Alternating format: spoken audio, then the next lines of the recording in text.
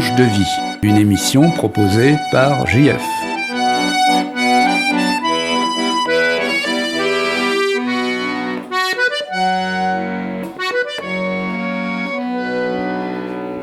Chers amis auditeurs de Tranche de vie, je suis aujourd'hui avec Jean-Pierre, un fou d'accordéon, qui va nous expliquer comment on devient fou d'accordéon et ce qu'on peut faire avec l'accordéon. Jean-Pierre, bonjour. Bonjour. Alors, je crois que dans la question, il y a déjà la multitude de situations, de circonstances. En ce qui me concerne, il se trouve qu'il y a un facteur d'accordéon dans le village où j'ai pris ma retraite et j'ai passé un certain temps à regarder les accordéons. Et puis un jour, je suis rentré. Et j'ai demandé combien ça coûtait, tout simplement. Et la factrice d'accordéon, puisque c'était une jeune femme qui avait embrassé ce métier, m'a fait un calcul sur un accordéon qui était là. Et voilà comment j'ai acheté mon premier accordéon sur un coup de tête. L'accordéon représentait vraiment pas grand-chose dans ma discothèque, mais voilà, j'avais 2 ou 3 disques d'accordéon. C'est comme ça que j'ai commencé. Mais ça veut dire que quand même, tu avais des dispositions pour la musique et tu jouais déjà d'autres instruments. C'est-à-dire que j'ai toujours adoré la musique, j'ai toujours beaucoup écouté la musique et j'ai joué un petit peu très mal, mais je joue mal aussi de l'accordéon, mais très mal du piano, de la batterie, des choses comme ça, mais l'accordéon, c'est un instrument que je trouvais un petit peu mystérieux, que je ne limitais pas dans ce que j'entendais aux musettes, tel qu'on peut l'entendre en France. C'est-à-dire j'aimais bien les musiques traditionnelles, ce qu'on appelle la country ou la trad, mais c'est toujours la même chose. C'est-à-dire ces musiques d'origine qui sont en Amérique du Sud ou en Europe centrale et dans notre Auvergne ou notre Bretagne, qui sont les musiques autour desquelles les gens dansent, se retrouvent, font des veillées. Et cet aspect-là m'a toujours beaucoup plu. Alors c'est par ces musiques que tu as abordé ton entrée dans l'accordéon ? Tout à fait, c'est par ces musiques et aussi par la chanson française, parce qu'il se trouve que l'accordéon a très très souvent accompagné les chanteurs français, en tout cas les chanteurs que j'entendais de ma génération, c'est-à-dire fin des années 50 jusqu'aux années 80. Tous les chanteurs, sans exception, ont été accompagnés à l'accordéon et quelquefois les duos sont devenus extrêmement célèbres, comme Romanelli avec Barbara ou comme Galliano avec Nougaro. Donc c'est aussi cet aspect-là qui m'a beaucoup plu, parce que à travers ces accompagnements et à travers la liberté que laissait l'artiste chanteur à l'artiste musicien, à l'artiste accordéoniste, j'ai écouté des choses qui allaient vers le jazz, qui allaient vers l'improvisation, qui allaient vers toute autre chose que le musette. Mais est-ce que tu peux nous donner une petite illustration justement de ces musiques, ou 2 illustrations, une des musiques traditionnelles et puis une des accompagnements de chansons, par exemple, qui sont déjà très différentes? Alors, accompagnement de chansons, il y a beaucoup de grands musiciens des années 20-30, c'est-à-dire souvent d'origine italienne, qui ont contribué à amener l'accordéon en France, qui ont composé pour l'accordéon ou pour le cinéma ou pour la chanson à l'accordéon et qui sont devenus des classiques, hein, par exemple.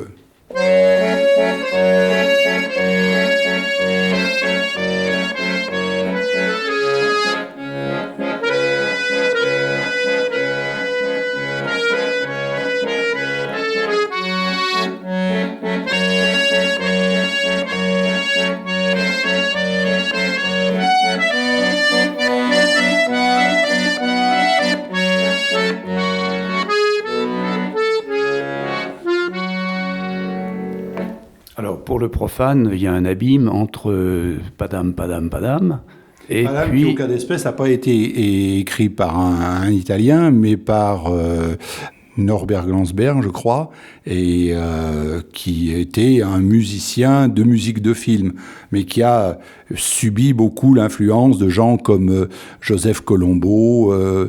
Joseph Colombo, c'est Amour piémontais, c'est-à-dire on va voir tout de suite une cadence différente, une cadence de valse, pour danser. Alors, vas-y.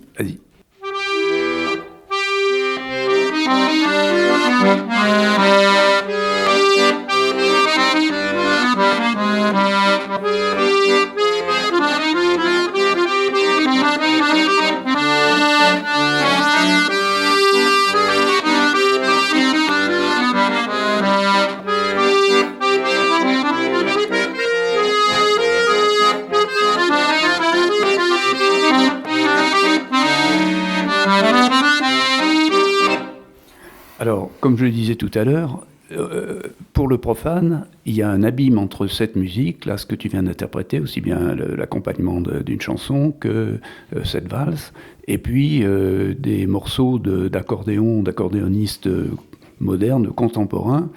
On a l'impression, comme Galliano par exemple, on a l'impression qu'il y a le même abîme qu'il y a entre la peinture figurative et la peinture abstraite. Est-ce que je me trompe ? Oui, mais on peut aimer toutes les peintures. Et aujourd'hui, il y a une exposition sur Velázquez, et les gens qui aiment Velázquez, ils ont le droit d'aimer Basquiat ou Bacon ou Van Gogh.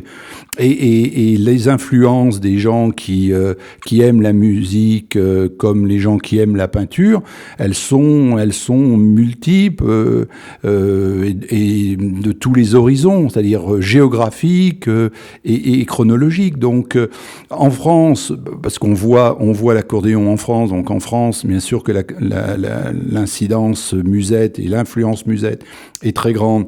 Donc tous les accordéonistes, même encore aujourd'hui, passent par la virtuosité, donc passent par le musette, mais ils y restent pas forcément. Même si, comme Galliano, puisque tu parlais de Galliano, il a jamais renié le musette. Il a même créé le new musette et il a réadapté le musette comme Astor Piazzolla a pu le faire avec le tango. Mais encore une fois, ça c'est une vision extrêmement française. Aux États-Unis, l'accordéon, il va servir à accompagner de la country, du bluegrass, des musiques toujours traditionnelles du terroir, enfin, ou des musiques qui sont sous influence jazz, très, très rythmées, Louisiane, etc. Alors là, tu viens d'évoquer encore une facette de l'accordéon qui est tout à fait fondamentale, qui est celle du tango.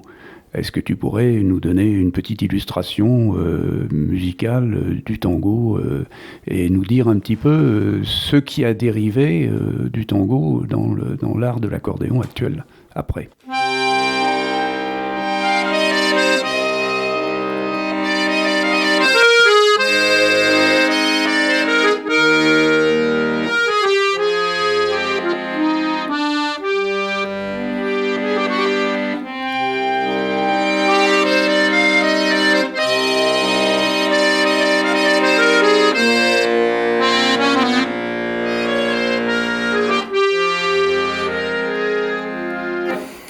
Ça, par exemple, c'est Astor Piazzolla. Astor Piazzolla, il faut savoir que en Argentine, il a été extrêmement critiqué quand il a revisité le tango de cette manière. C'est-à-dire le tango, on était sur le rythme, poum, tchac, tchac, tchac, poum, tchac, tchac, tchac. C'est-à-dire, c'est véritablement une musique de danse. Et lui, il a revisité ça tout en gardant cette rythmique, mais cette rythmique qui n'apparaissait pas. Et paradoxalement, en Argentine, Carlos Gardel, qui est un bon Toulousain à sa statue, a fait des tangos extraordinaires. Et Astor Piazzolla, il a eu beaucoup de peine à imposer sa vision du tango. Donc cette musique, on voit bien que toujours la musique, c'est une espèce de sédimentation de choses et d'influences comme dans tous les arts, mais plus encore que les autres, parce que instantanément, on peut reproduire toutes ces influences dans un morceau ou dans une composition sans qu'on arrive véritablement à discerner quelle est l'influence de ceci ou de cela. C'est ce que je trouve, moi, personnellement, passionnant dans la musique, qui est souvent le support de l'accordéon, même si on peut prétendre, sans trop se tromper, qu'on joue beaucoup de choses, sinon tout à l'accordéon. J'écoutais Michel Legrand, qui est un grand musicien français, bien méconnu en France, mais très connu aux États-Unis. Et Michel Legrand, qui a fait peut-être la musique de dizaines et de dizaines de films, et notamment aux États-Unis, il a toujours fait venir un accordéoniste, même dans les plus grandes formations de ces orchestres aux États-Unis, pour faire des musiques de films. Parce que la chanson française ou la musique française ou la petite seconde qui veut évoquer la France dans un film étranger ou un film américain au cas d'espèce passe par l'accordéon. Alors, on peut conclure, ou pas conclure, provisoirement, que avec l'accordéon, comme on le disait tout à l'heure, on peut tout faire, et y compris accompagner des textes. Tout à fait. Tout à fait, accompagner des textes, pas forcément chantés d'ailleurs, puisque Jean-Louis Trintignant, Jean Rochefort, ils ont fait des spectacles accompagnés par des accordéonistes, en laissant libre cours à des accordéonistes, alors qu'eux récitaient des poèmes ou lisaient des textes en prose, et le mariage, pour une raison très simple, et c'est d'ailleurs ce qui, moi, me passionne dans l'accordéon, au tout début de cette passion pour cet instrument, c'est qu'en fait, mais avant moi, les millions d'amoureux de l'instrument, c'est que l'anche libre ressemble énormément à la voix humaine, et que c'est pas pour rien que parmi les multiples surnoms de l'accordéon, il y a la boîte à sanglots, la boîte à frissons, parce que ce son de l'accordéon est propice à créer l'émotion, à créer quelque chose qu'on ne trouve pas dans une corde grattée ou dans une corde frappée. Alors, en évoquant cet aspect extrêmement sensible de l'accordéon, ou propre justement à éveiller la sensibilité, tu as évoqué un terme technique qui est l'anche libre. Est-ce que tu peux nous dire un petit peu ce que c'est? Parce que tout le monde ne sait peut-être pas.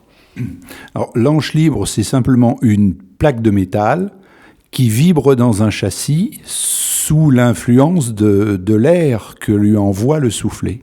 Et c'est cette vibration qui ressemble énormément au son que produisent nos cordes vocales. Et qui est très proche d'un autre instrument qui nous émeut aussi, c'est l'orgue. Il y a, pour le profane, on a l'impression qu'il y a un abîme entre le bandoneon et puis les énormes accordéons des plus grands interprètes. Alors, est-ce que tu peux nous dire un petit peu quelques mots de la famille de l'accordéon? Là aussi, je ferai preuve de beaucoup d'humilité, parce que je renverrai les gens que ça intéresse à un livre qui s'appelle L'accordéon de Pierre Menichon, qui est vraiment le maître S-accordéon en France. Mais disons qu'il y a 2 ou 3 grandes familles d'accordéons. Les accordéons à basse standard, avec des basses qui sont des accords préparés, et donc les accordéons ou les accordéons à basse chromatique, main droite et main gauche complètement indépendantes. Et ça, c'est dans la famille des accordéons chromatiques, c'est-à-dire on tire et on pousse le soufflet avec la main droite, la main de la voix, c'est toujours la même note qui sort. Avec l'accordéon diatonique, qui est un peu plus petit, qui est plus léger, qui est donc moins coûteux et qui est plus répandu, au départ, l'accordéon diatonique, c'est on tire, on pousse, on a 2 sons différents. Donc le bandoneon, il était au départ avec un son chromatique, 2 voix simplement, une flûte basse et une flûte haute, et depuis, il a évolué vers des bandoneons chromatiques. Mais il y a très peu de fabricants de bandoneons, et le bandoneon, c'est un instrument merveilleux qui est pas assez joué à mon goût et pour lequel l'apprentissage est très difficile. Il faut accepter de faire l'exercice. Enfin, quand on est au chromatique, aller vers le diatonique ou le bandoneon, c'est compliqué quand même. Bon, alors je retiens de ce que tu nous dis que le bandoneon, c'est pas un ancêtre primitif de l'accordéon.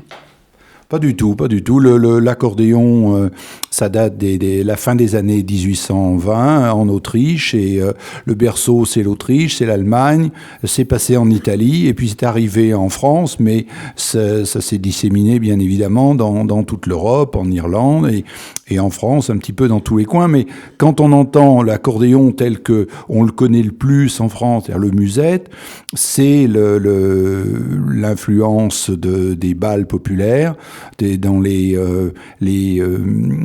établissements qui étaient tenus par souvent des Auvergnats, Paris, région parisienne, dans lesquels jouaient des cabretters.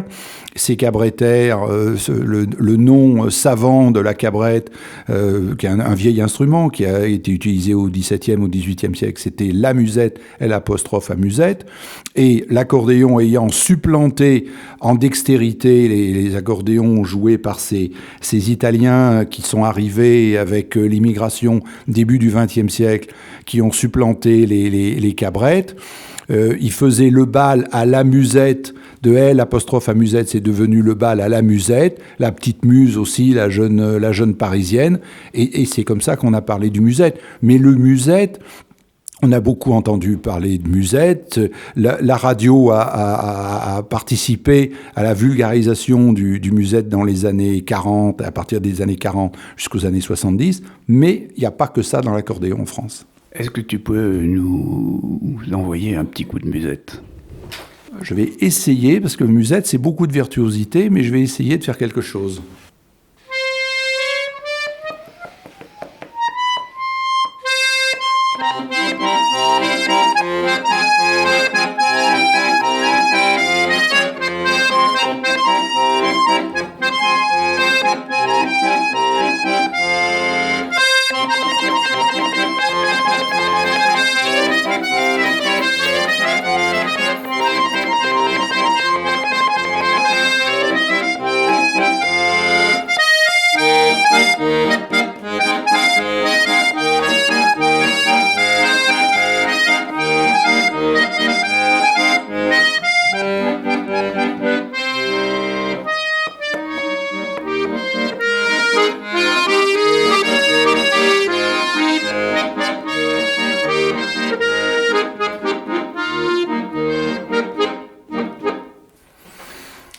La brise napolitaine, un morceau extrêmement célèbre sur lequel ont dû transpirer tous les gens qui passent des concours et qui passent des auditions.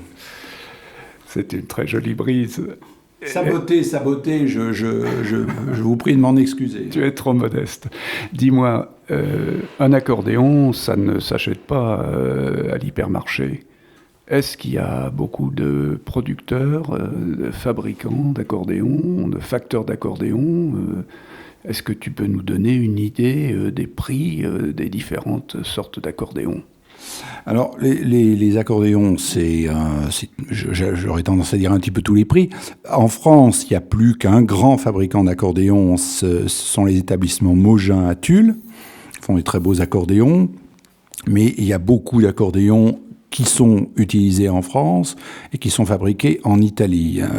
Tout un tas de marques les plus prestigieuses comme Victoria, utilisées par Galliano, et des jeunes qui montent comme Vincent Perani, etc. Et puis les Pierre Maria, les marques traditionnelles, Cavagnolo, etc., etc.